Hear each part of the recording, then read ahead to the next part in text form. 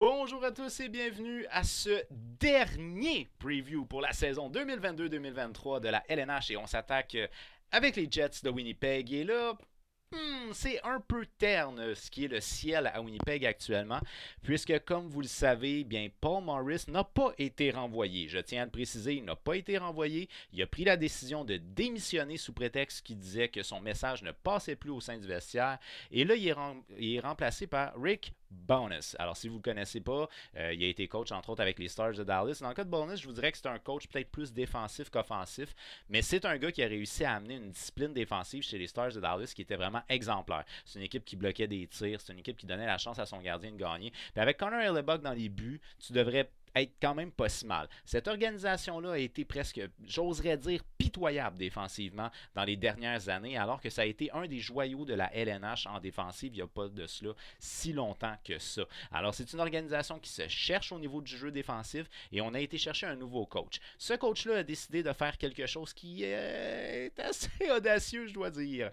Il a rencontré les joueurs. Donc, il a pris le temps de parler avec tous les joueurs et là, il a établi que le leadership de cette équipe-là n'était pas à point, qu'il devait venir de la base, c'est-à-dire d'un maximum de joueurs possible et non d'un groupe seulement restreint. Est-ce que vous vous rappelez avoir entendu parler, comme exemple, Patrick Laney qui disait avoir subi de l'intimidation à l'époque où il jouait à Winnipeg? Il mentionnait quoi? Il mentionnait comme quoi il y avait de l'intimidation de la part de Mark Scheifele parce qu'il ne fallait pas qu'il vole le poste de Blake Wheeler avec Scheifele. Est-ce que c'est quelque chose qu'on peut confirmer ou non? J'en ai aucune espèce d'idée. Mais ce qu'on sait, c'est que Bonus a décidé de retirer le C à Blake Wheeler. Et là, on va jouer avec des assistants pour la prochaine année du côté des Jets de Winnipeg. On va essayer de rebâtir le core de leadership dans cette organisation-là. Est-ce qu'on peut parler éventuellement de la fin de l'ère Wheeler puis Scheifele et peut-être est-ce qu'on va avoir un autre genre de dynamique dans cette organisation-là? On ne sait pas exactement. On a également réussi à re-signer Pierre-Luc Dubois qui était agent libre, mais ceci étant dit, ça a branlé dans le manche du côté de Pierre-Luc Dubois. Il n'était pas sûr de vouloir revenir à Winnipeg. Finalement, il était agent libre avec restriction. Il n'y avait comme pas trop le choix. Mais bref, il a signé non pas à long terme. Et c'était probablement la volonté des Jets de l'avoir à long terme. Donc, il y a quelque chose qui va pas bien à Winnipeg. C'est dur de mettre le doigt dessus. On ne sait pas concrètement c'est quoi. Mais on a confiance en Rick Bonus pour relancer toute cette équipe-là. Puis surtout, là, resserrer la défensive parce que c'était pas vargeux dans les dernières années du côté de Winnipeg. On vient bien entendu avec le directeur général que je préfère prononcer son nom, Kevin Shoveldayoff. Je sais pas pourquoi j'adore dire son nom, mais Shoveldayoff. Peut-être parce qu'il dit day off. Ça fait week-end. C'est agréable. I don't know. Anyways, saison 2020-21, on parle de 30 victoires, 23 défaites, 3 défaites en prolongation pour un total de 63 points. On avait terminé 14e dans la LNH. Déjà, la déchéance commençait du côté de Winnipeg. Pour la saison 2021-22, on a 39 victoires, 32 défaites, 11 défaites en prolongation. On ramène ça, ça fait 39 victoires pour 43 défaites, 89 points, ce qui est pas terrible du côté de Winnipeg, mais il faut quand même donner à César ce qui revient à César. On a des joueurs qui ont connu des saisons exceptionnelles et je pense entre autres à notre cher Cal Connor. 93 points pour Cal Connor. Meilleure saison en carrière de son côté à lui. Un gars que j'apprécie beaucoup, Josh Morrissey, c'est un défenseur qui est intelligent, qui patine bien. Meilleure saison en carrière, 37 points en 79 matchs. Des joueurs qui ont eu des saisons écourtées aussi, comme Scheifele, Wheeler, qui ont eu des blessures. Donc bref, ça a été un petit peu plus court de leur côté. Mais il en reste pas moins que c'est une organisation qui s'est peut-être cherchée par bout l'année passée. Et ça, c'est quelque chose qui est dommage. On doit donner aussi quelque chose, et là, il n'est pas de retour cette année, c'est le gardien de but auxiliaire Eric Comrie. 19 matchs, 2,58, 920 d'efficacité. C'était quand même un bon auxiliaire. So, je ne sais pas trop pourquoi on a décidé d'essayer d'aller chercher d'autres auxiliaires. Peut-être qu'on veut faire une espèce de compétition à l'interne. Ça pourrait peut-être être un point de vue intéressant pour ce qui est de seconder Connor Hellebuck. Mais en tout cas, bref. Donc, c'est une organisation qui a quand même compté 3,05 buts par match, ce qui est une excellente moyenne. C'est pas la meilleure, mais c'est quand même une bonne moyenne au niveau offensif. Mais qui a aussi accordé 3,09 buts par match, ce qui est vous allez le concevoir largement moins bon. Alors, quand on pense que Connor Hellebuck a une moyenne de buts accordés de 2,97, c'est un gardien de but élite quand même. 2,97, c'est quand même assez élevé. Donc, bref, ça a été difficile sur un point de vue défensif. Un avantage numérique à 21,1%, ce qui est quand même bien. Et un désavantage numérique à 75%, désastreux. C'est à l'égalité 28e désavantage numérique de la Ligue nationale du côté des Jets de Winnipeg. On a terminé 11e au niveau de la conférence de l'Ouest et 19e dans la Ligue nationale. Donc, on a une petite baisse de régime. On est passé de 14e en 2020-21 à 19e en 2021-22. Avec une petite baisse à ce niveau-là. Le meilleur en termes de buts aura été Cal Connor avec 47 buts. Est-ce que vous en êtes rendu compte qu'il a approché les 50 buts? Il a fait ça de manière subtile parce que bien entendu, il joue dans l'Ouest, donc c'est plus difficile pour les gens qui habitent sur la côte Est de voir les équipes de l'Ouest parce qu'ils jouent tard. Mais ça n'a pas été étincelant du côté de Winnipeg. Mais lui, il s'en est bien sorti. Cal Connor, 47 buts, meilleur pointeur de son organisation avec 93 points, une saison exemplaire de son côté à lui. C'est un joueur qui est très rapide, porté vers l'attaque, qui a une belle vision de jeu et obviously, il a un bon tir avec 47 buts, c'est pas vraiment un secret. Un meilleur défenseur à caractère offensif, mais Josh Morrissey est intelligent dans sa zone. Je tiens quand même à le préciser, mais c'est quand même lui qui a fait le plus de points au niveau offensif dans les défenseurs. On parle de 79 matchs, 37 points, moins 3 en termes de différentiel. Mais ce qui est intéressant au niveau des défenseurs, essentiellement de la production offensive chez les Jets, c'est qu'on a 3 défenseurs qui ont franchi le cap des 30 points l'année passée. En l'occurrence, Josh Morrissey, 37 points, Neil Pionk, 34 points et Nate Schmidt, 32 points. C'est sûr que quand on parle de Morrissey, 37 points, c'est bon. Quand on parle de Neil Pionk, 34 points, c'est moins bon. Neil Pionk est un défenseur qu'on peut s'attendre à une production qui peut avoisiner les 50 points par saison. Donc ça a été plutôt décevant de son côté à lui, mais plutôt bon du côté de Josh Morrissey. Ici, on a les 3 espoirs du alacoupe.ca. C'est en fait les 3 espoirs que notre chroniqueur Anthony Saint-Amand a retenu qui pourraient peut-être franchir le cap LNH dès cette année chez les Jets de Winnipeg. Mais pour la plupart, il semble croire que c'est pas nécessairement cette année, mais peut-être plus l'année prochaine. Mais c'est des gars qui pourraient peut-être percer l'alignement de la LNH dès cette année chez les Jets de Winnipeg. Alors, on va commencer ici par, et pour le texte complet, il est disponible bien entendu sur le alacoupe.ca. On va commencer ici par Cole Perfetti, un joueur de centre de 20 ans qui a évolué en partie dans la Ligue américaine l'année passée. 17 matchs dans la Ligue américaine, 6 buts, 9 passes pour 15 points. Fait que 15 points en 17 matchs, c'est quand même une bonne production offensive pour ce qui est du jeune Cole Perfetti. Puis il a joué un petit peu au niveau de la LNH aussi, 18 matchs, 7 points. Alors dans son cas, à lui, on parle d'un gars qui est excessivement créatif, un très bon fabricant de jeu. C'est aussi un gars qui est spécialisé en avantage numérique. C'est un gars qui est capable de créer beaucoup de choses, qui aime ça, porter la rondelle et qui est capable de faire des bonnes passes. Alors, honnêtement, c'est un très bon prospect qu'on a du côté des Jets de Winnipeg, mais c'est aussi un joueur dynamique qu'on a du côté des Jets de Winnipeg. Puis ça, c'est intéressant parce que Cal Connor est à peu près dans ce même gauge-là. Un joueur qui est dynamique, qui est rapide, qui aime ça créer des jeux, porter la rondelle. Fait que je trouve que c'est... On va parler de l'alignement tantôt. Donc, on va continuer ici. Ensuite de ça, on y va avec le défenseur Ville Enola, un défenseur de 21 ans qui a joué dans la Ligue américaine en grande partie l'année passée.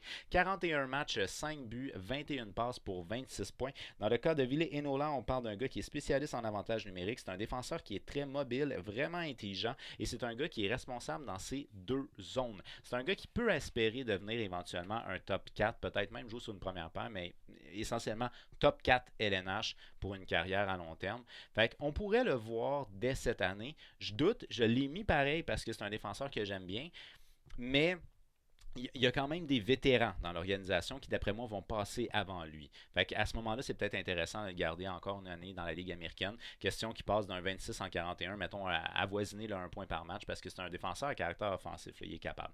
Fait que bref, ça, c'est assez intéressant. Dans son style de jeu, il me rappelle un petit peu, et je dis bien un petit peu, Josh Morrissey. Bon. Ensuite de ça, on y va avec Brad Lambert, un joueur de centre de 18 ans. Lui, il a joué au niveau de la Ligue A en Finlande l'année passée. 25 matchs, 2 buts, 2 passes pour 4 points. C'est un joueur qui impressionne largement actuellement dans le training camp chez les Jets de Winnipeg. Fait qu'on se dit être très impressionné, entre autres, de sa vitesse, qui est qualifiée comme étant une vitesse de niveau LNH. Fait que c'est un gars qui est très peu probable qu'il joue LNH cette année, probablement plus l'année prochaine, mais c'est quand même un des top prospects qu'on a du côté des Jets de Winnipeg qui pourrait faire une entrée relativement rapidement au niveau de la LNH. Alors, maintenant, on va s'attaquer à un alignement que je vous propose. J'ai décidé d'y aller avec des duos, c'est-à-dire des gars qui ont beaucoup joué ensemble l'année dernière. Et j'ai été tenté, je vous le dis humblement, mais j'ai été tenté de mettre mon duo Connor Dubois, première ligne, puis Shifley Wheeler, deuxième ligne. J'ai été tenté. Mais je me suis dit, bon, l'expérience, on va leur laisser encore peut-être la chance. En tout cas, il reste que Mark Shifley, c'est quand même un excellent joueur à caractère offensif. C'est un gars qui est capable de créer des choses pour à peu près n'importe qui. Il rend tous les joueurs alentour de lui meilleurs. Donc, tu sais, ça reste quand même un excellent joueur de centre. Sauf que c'était intéressant quand même ce qu'on a vu l'année passée de Kyle Connor et de Pierre-Luc Dubois. Les deux gars ont joué beaucoup ensemble. Puis ça, je trouvais que c'était quand même assez intéressant de reproduire ça. Et ça, c'est un joueur, Nicolas Heller, c'est un joueur qui, je vous dirais, qui gagne à être connu parce que 55 points, 62 matchs l'année passée, c'est une bonne production offensive. On s'entend, c'est une bonne production offensive. Mais c'est un gars qui est intelligent. C'est un joueur qui est un joueur, d'ailleurs, c'est lui qui avait protégé Jake Evans quand il avait été frappé. Là, je ne sais pas si vous vous en souvenez, des gars qui allaient tomber dessus. C'est lui qui est bon. Bref, c'est un joueur qui est un joueur intelligent. C'est un joueur qui est responsable dans sa zone, qui est rapide. Puis il a connu quand même une bonne saison sur un point de vue de production offensive l'année passée. Puis ce gars-là, quand il joue sur une ligne, quand il joue avec des gars, leur différentiel plus-moins augmente. Ben, augmente dans le sens du côté positif, là, pas négatif, on s'entend. Fait que bref, c'est un gars qui fait mieux paraître ses partenaires sans nécessairement être le gars dynamique à la Kyle Connor, exemple. Alors, je mets ici Nicolas Heller que je fais jouer avec Mark Scheifele, qui est quand même un excellent fabricant de jeu, ça on se le cachera pas, et Blake Wheeler, 60 points, 65 matchs. Ce que j'ai peur du côté de Blake Wheeler, c'est que là, maintenant qu'on s'est fait enlever notre C, est-ce qu'il va bougonner? Est-ce qu'il va jouer fâché? Est-ce qu'il va tenir son bâton trop serré? Ça se peut que ça soit difficile cette année du côté de Blake Wheeler. Who knows? J'en ai aucune espèce d'idée, mais il reste qu'il est ami avec Scheifele. So, je me dis, ils doivent avoir une complicité les deux ensemble sur la patinoire. Ils ont joué tellement souvent ensemble dans les dernières années qu'on va les garder les deux ensemble. Et là, je fais ma deuxième ligne que j'aime tellement. J'y étais avec Kyle Connor, 93 points, 79 matchs l'année passée du côté de Kyle Connor, mais donc 47 buts. Alors, c'est un gars qui est un gars très intéressant, autant au niveau du playmaking, mais aussi au niveau de tirer, que je fais jouer avec Pierre-Luc Dubois, qui a connu une bonne saison l'année passée. Et Pierre-Luc Dubois, un gros joueur de centre, 60 points en 81 matchs. C'est un gars qui a peut-être pas fini sa progression offensive. Puis là, je mets à ça la petite touche offensive de mon cher Cole Perfetti, que je fais jouer au niveau de l'aile droite, 7 points en 18 matchs l'année passée. Fait que là, moi, ce que je trouve intéressant là-dedans, c'est que Perfetti peut s'inspirer d'un gars comme Kyle Connor dans son style de jeu. Ça peut être super intéressant. Puis ça pourrait faire produire cette ligne-là d'une manière monumentale. Fait que c'est une ligne que j'aimais bien. C'est sûr que Dubois est peut-être un peu plus gros que les deux autres, mais en tout cas, bref. Anyways, c'est une ligne que j'aimais bien, fait que je me suis dit, je vais l'essayer, on va les mettre les trois ensemble. C'est trois gars qui sont des joueurs qui peuvent avoir un très bon caractère offensif. Par la suite, en termes de troisième ligne, on y va avec Barron, c'est un joueur à peu près mi-vingtaine, 5 points en 27 matchs l'année passée. Adam Laurie, 21 points, 79 matchs l'année passée. On parle d'un grand et gros joueur de centre. C'est un gars qui est responsable dans sa zone. Il va être relativement bon aux mises au jeu aussi. Et là, on a fait l'acquisition de Sam Gagné, 31 points en 81 matchs l'année passée. Du côté de Sam Gagné, on évoluait, si je ne fais pas erreur, avec les Red Wings de Détroit. C'est un gars qui est capable de créer de l'attaque, qui va replier aussi. Est-ce que ça pourrait être intéressant à ce moment-là de faire jouer Sam Gagné sur le top 6 au lieu de faire jouer Cole Perfetti? Moi, je dis que non, parce que Perfetti a le potentiel d'un joueur, peut-être même premier trio. Fait que je préférais le garder dans mon top 6, mais dans le cas de Sam Gagné, c'est quand même une belle acquisition de profondeur pour, si on veut avoir une production offensive qui est diversifiée, je pense que ça peut être intéressant. En termes de troisième ligne, on y va avec Harkins, 13 points en 77 matchs l'année passée. Gustafsson, 2 points en 2 matchs l'année passée au niveau de la LNH. Il est âgé seulement de 22 ans et au niveau de la Ligue américaine, on parle quand même de 47 matchs, 15 buts, 15 passes pour 30 points dans le cas de Gustafsson. C'est un gars qui a bien fait, il a bien paru au niveau de la Ligue américaine l'année passée. Et on le fait jouer avec Mason Appleton, un joueur essentiellement de profondeur et d'énergie. 21 points en 68 matchs. En termes de scratch, on y va avec Toninato, dis-je bien. Alors là, on y va ensuite de ça avec les paires de défenseurs. Chez les paires de défenseurs, ben là, on avait des paires... des paires qui se connaissent bien, finalement. J'ai pas réinventé la roue. J'ai vraiment pas réinventé la roue avec les paires de défenseurs. Fait que j'ai été avec la première paire de défenseurs. C'est la paire qui a été la plus utilisée l'année passée. Souvent utilisée les deux ensemble. On parle de Josh Morrissey, 37 points, 79 matchs l'année passée qu'on fait jouer avec DiMaio. C'est 13 points, 76 matchs l'année passée. DiMaio, c'est sûr, c'est une présence qui est plus pour une présence défensive puis une présence un peu physique. Mais Josh Morrissey, c'est un défenseur qui est intelligent. Donc, c'est un défenseur qui est capable de faire à peu près tout bien. Donc, c'est une paire qui est une paire intéressante, mais pas nécessairement une des paires les plus plus solides de la ligue. Mais il en reste pas moins que c'est deux gars qui se connaissent déjà bien. Et j'ai été aussi avec Dylan et Pionk comme deuxième paire parce qu'encore là, c'est des gars qui ont joué beaucoup ensemble l'année passée. Fait que je me dis probablement qu'ils doivent être capables de se retrouver plus facilement sur la glace vu qu'ils se connaissent déjà bien. Dylan, c'est 20 points en 79 matchs l'année passée. Vous comprendrez encore là que c'est un défenseur qui est plus reculé et qui va jouer au niveau physique. Et Neil Pionk, 34 points en 77 matchs l'année passée. Ça, c'est décevant pour ce qui est de Neil Pionk parce que c'est un gars qui peut produire plus que ça. Je vous ai dit en début de vidéo une cinquantaine de points, mais peut-être qu'une 45 points serait peut-être plus réaliste. Là. Fait que du 40 à 45 points, ce serait réaliste pour Neil Pionk. Deuxième avantage numérique, peut-être même premier avantage numérique s'il va bien, parce que Josh Morrison, il ne demande pas nécessairement la production offensive que Neil Pionk on voudrait avoir. Fait qu'en gros, tout dépendamment comment que les choses se développent. Mais en tout cas, une saison décevante quand même, mais il reste que c'est pas trop mauvais, 34 points en 77 matchs. Ensuite de ça, en termes de troisième paire, eh bien, on y va avec Ville Enola qui a joué 12 matchs l'année passée dans la LNH, 3 points. C'est un gars qui est responsable dans les deux zones, patine bien, il aime ça porter la rondelle. Qu'on fait jouer avec Nate Schmidt, 32 points en 77 matchs l'année passée. Nate Schmidt, encore là, un défenseur qui aime se porter à l'attaque, qui aime patiner. C'est pas un défenseur exceptionnel, mais c'est un défenseur qui est très souriant par contre, si vous connaissez Nate Schmidt. 32 points, 77 matchs. On a au moins un défenseur sur chaque paire qui a fait 30 points et plus l'année passée. Mais il faut que le style de jeu se resserre. T'as beau faire des points, là, mais il faut que le style de jeu se ressent. Et en termes de scratch, on y va avec le grand Logan Stanley et la nouvelle acquisition Carl Capobianco qui nous arrive de l'Arizona. Au niveau des gardiens de but, ben là, Connor Hellebuyck est sans contredit le roi à Winnipeg. C'est le roi depuis longtemps. 66 matchs l'année passée pour ce qui est de Connor Hellebuyck, fait que c'est pas vraiment contestable. C'est 2,97 de moyenne, 910. C'est pas nécessairement à la hauteur de ce qu'on connaît de Connor Hellebuyck, 910 d'efficacité, mais c'est correct. Sans plus, c'est correct. Je vous rappelle que le style de jeu était clairement pas solide défensivement. Fait qu'on ne l'a pas aidé ben, disons. Et là, je crois qu'on a opté pour une espèce de combat ou de challenge à l'interne du côté des gardiens de but pour le poste d'auxiliaire. Parce qu'on a été chercher David Reddick qui jouait avec les Prédateurs de Nashville l'année passée, puis c'était pas solide avec les Preds. Là, 17 matchs, 3,58, 886 d'efficacité pour Reddick.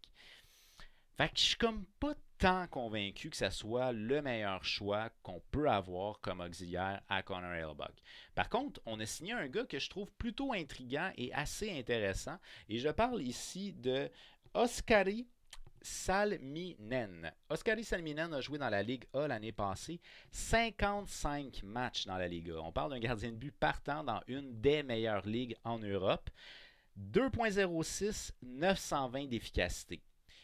Là où on a toujours un gros point d'interrogation quand les gars nous arrivent d'Europe, c'est est-ce qu'ils vont être capables de s'adapter parce que le style de jeu de la LNH, je veux pas, est plus rapide, puis aussi la patinoire est plus petite. Fait que les choses se passent vraiment beaucoup plus rapidement pour les gardiens de but. C'est touché, mais c'est un gars qui pourrait, et je dis bien pourrait, peut-être challenger Reddick au poste d'auxiliaire. Mais je crois que le plan initial, c'est vraiment Connor Hellebuyck avec Reddick comme auxiliaire. Et dans le cas de Salminen, on voit probablement jouer peut-être une saison ou deux là, dans la Ligue américaine. J'imagine que ça doit être ça le plan. Mais ça serait le fun qui challenge un petit peu David Reddick. Alors bref, c'est une organisation qui n'a pas... elle n'a pas changé énormément de choses. Si vous regardez les acquisitions, c'est Sam Gagner, Capobianco puis les deux gardiens. C'est pas nécessairement des acquisitions qui ont un impact, qui vont être un impact majeur au niveau des performances de l'équipe. Fait que c'est une équipe, je pense, qui a fait comme plus gros move, changer son... Ben, en fait, changer, elle n'a pas eu le choix, là, Paul Maurice est parti, mais de faire l'embauche de Bowness, je pense que c'est le plus gros move qu'on a fait du côté des Jets de Winnipeg. Et là, le move de leadership va peut-être ébranler un peu le vestiaire. Je ne sais pas si ça va être une saison qui est fructueuse. En tout cas, moi, dans ma tête à moi, c'est une organisation qui, pour l'instant, me fait peur plus que me met en confiance. Alors, c'est une organisation qui, je crois, ne devrait pas participer aux séries encore une fois cette année. Je suis curieux de voir comment est-ce que Blake Wheeler va réagir à cette situation-là de se faire retirer son C. C'est une équipe qui va être intéressante à suivre pareil parce que Cole Perfetti, là, il est le fun. Il est le fun à avoir joué. Puis Carl Connor, il est le fun à avoir joué aussi. Fait que c'est une organisation, Josh Morrissey que j'aime beaucoup, ok j'arrête. Mais c'est une organisation qui peut être le fun à avoir joué. Mais j'émets de forts doutes à ce que ce soit une équipe qui va courir pour une place en série. Alors, qu'est-ce que vous en pensez? Est-ce que les Jets de Winnipeg, d'après vous, c'est une organisation qui va finir dans la cave? Est-ce qu'elle va courir pour une place en série? Non, elle est clairement en série. Faites-le moi savoir au travers des commentaires. Si vous avez aimé la vidéo, n'oubliez pas, on y fait un petit j'aime. On partage aussi pour être un maximum de hockey fans à jaser de hockey. On s'abonne et on active la petite cloche parce que là, oui, les previews sont terminés pour la saison 2022-2023. Mais il y a d'autres vidéos qui vont venir pareil éventuellement. Alors je vous dis un gros merci d'avoir regardé ma vidéo, puis on se finit en se disant bonne saison 2022-2023 mes hockey fans. Allez, bye!